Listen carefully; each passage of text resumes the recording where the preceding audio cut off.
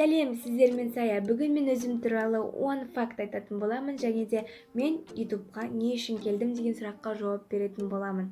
Міндетті түрде менің инстаграм парақшама тіркеліп кетіңіздер, себебі мен ютубқа қарағанда сонда жиірек боламын.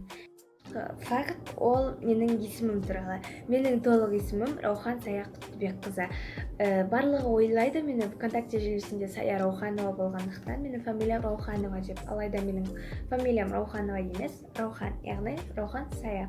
Және Құттыбекқызы. Менің әкемнің аты Құттыбек, яғни жаңа айтқандай Құттыбек. Өйткені айтап жатқаным себебім инстаграмда менде Коляның қызы деп тұр. Менің папамның есімін барлығы Николай деп ойлайды, өйткені Коля, Николай деген сияқты. Алайда менің папамның есімі Құттыбек, қазақ. Және де Коля деп айтатын себебі бұрын ол жұмыс барысында барлығында оны достары барлығы Коля деп атап кеткен. Үлкендер мені көрген кезде барлығы әкеме ұқсайтын болғандықтан Коляның қызысың ба деп сұрайды, сол үшін Коляның қызы деген кличканы алдым. Келесі екінші факт, мен 14-темін. Яғни менің жасым әлі 14-те. Менің құрдастарымның барлығы 15-тен асты, 15-ге келді. Яғни мен әлі 14-темін. Неге? Себебі менің туған күнім осы айда, яғни 20.07.2005 жылғымын.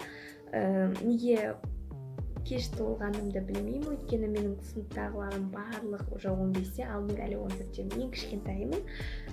Ортамда үнемі кішкентай болып жүремін, сол үшін менің туған күнім 7-ші айда болғандықтан солай деп ойлаймын. Келесі үшінші факт, мен қазір Дарын мектебінде оқимын, яғни облыстық дарынды балаларға арналған мектеп-интернатында. Сіздер шалт естіген жоқсыздар, мен интернатта оқимын. Яғни интернатта 5 күн бойы сонда боламын, 5 күн бойы сонда қонамын, оқимын, білім аламын, және де класстастарыммен бір бөлмеде жатамын, бірге асханада тамақтанамын, бірге ойнаймын, бірге сабақ оқимын, бірге кітапханаға барамыз, бірге спортқа барамыз. Солай.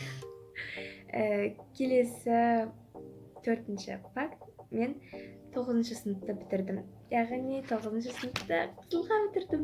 Менің 9-шы сыныпты бітірген туралы растайтын куәлік. Келесі факт, және де менің айтқым келіп отырған бұғандан бері факттардың бірі. Менің сыныбымда 10 бала, білмеймін неге екенін, 10 бала ғана тест тапсырып өткен болатын. Яғни Дарын мектебіне түсу үшін тест тапсырамыз, солай тесттен өткен болатын. Және де ең қызығы, ол балалардың 2-і ғана ұл, ал қалғандары 8 қыз. Факт, мен бұрын қарапайым мектепте оқыған болатынмын, яғни обычный қарапайым орта мектепте оқыдым. Менің бұрынғы сыныптастарым өте керемет жандар болатын. Бұрынғы сыныптастарым маған қатты ұнайтын, алайда мектептегі жағдай мәз болған жоқ. Қай мектеп екенін айтпаймын, яғни ол мектеп маған жалпы ұнайтын, бірақ білім жағынан сапасы, көрсеткіші аса мәз болған жоқ. Қазіргі таңда оқып жатқан мектебімнен айырмашылығы жер мен көктей десек те болады. Келесі факт, мен тек Қазақстан шоколадты ғана жей аламын. Яғни мен барлық тәттілерді жақсы көремін, тек шоколадтың ішінен Қазақстан шоколадты ғана жей аламын. Білмеймін неге екенін, мүмкін мен патриот болғаннан кейін шығар, немесе басқа шоколадтарды аса ұнатпайтын болғандықтан шығар. Келесі факт, мен Нұрсұлтан қаласына өзімнің еңбегіммен барған болатынмын. Яғни аудандық, облыстық кезеңдерде үздік ойыншы атанып, Эко-әлем атты жарысқа қатысып, конкурстан жеңімпаз атанып, үздік ойыншы атанып, Астана қаласына 3 күндік ойынға, яғни республиканский ойынға жеңімпаз болған болатынмын. Яғни ол мен үшін біріншіден үлкен мүмкіндік болды, себебі мен Нұрсұлтан қаласын алғаш рет өзімнің көзіммен көрдім, маған барлығы қатты ұнады.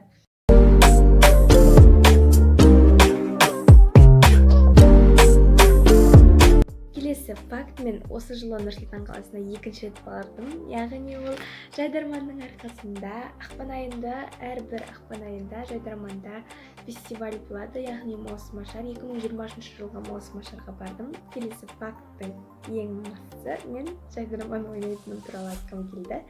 Яғни мен Жайдарманшымын, мен Нұрсұлтан қаласына тіпті маусымашарға барған болатынмын.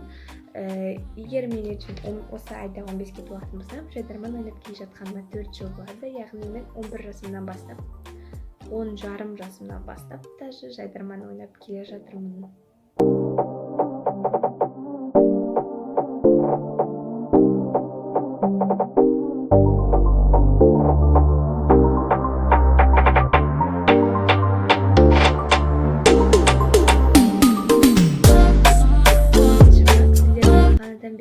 отырған фактеріңіз, мен ютубқа не үшін келдім?